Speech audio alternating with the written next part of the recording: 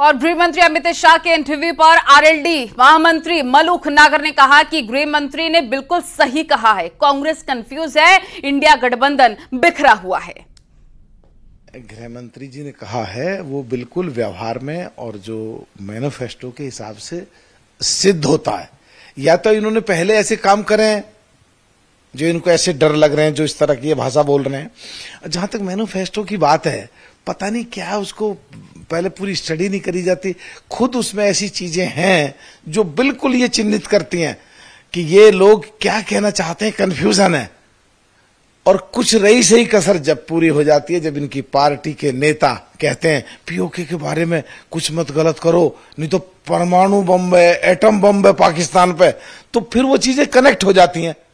Manifesto में जो लिखी गई चीजें हैं जो मुस्लिम लीग से मिलती हुई हैं और जो पाकिस्तान की तरफदारी करते हैं, पीओके की तरफदारी करते हैं, तो वो चीजें वाकई में ऐसी सिद्ध हो जाती हैं कि जिससे जो माननीय गृह मंत्री जी कह रहे हैं वो सिद्ध हो जाता है कि ये बात सही है। उन्होंने कहा कि इमरजेंसी तो जो है वो कांग्रेस पार्टी ने लगाई थी।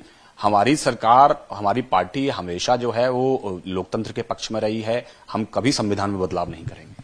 देखिए, पता नहीं इन्होंने पहले या तो ऐसे काम कुछ करे हैं कांग्रेस ने जो इनको वो भय है कि ऐसा हमारे साथ ना हो जाए, नहीं तो इन्होंने तो खुद ऐसे ऐसे काम करे हैं कि इमरजेंसी में जो हुए देश के सामने, माननीय गृह मंत्री जी को जो जेल में डाला वो सबके सामने, जो बाद में कोर्ट से निर्दोष सिद्ध हुए, मायावती जी पे और माननीय मुलायम सिंह यादव पे आयसे संपत्ति के अधिक केस रजिस्टर्ड करके जेल में डालने की तैयारी कर रहे थे। तो इन्हें कहीं ना कहीं वो डर लग रहा है जो इन्होंने कारनामे करे।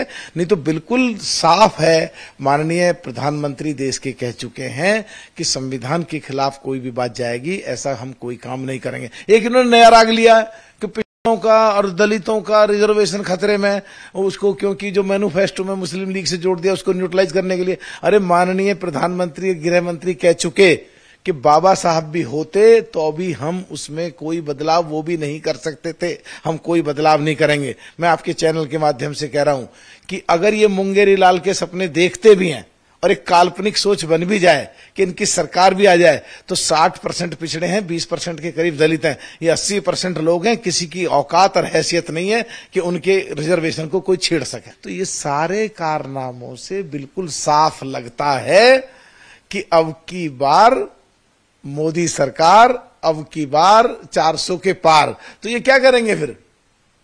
तो छुट्टी जाएंगे फिर।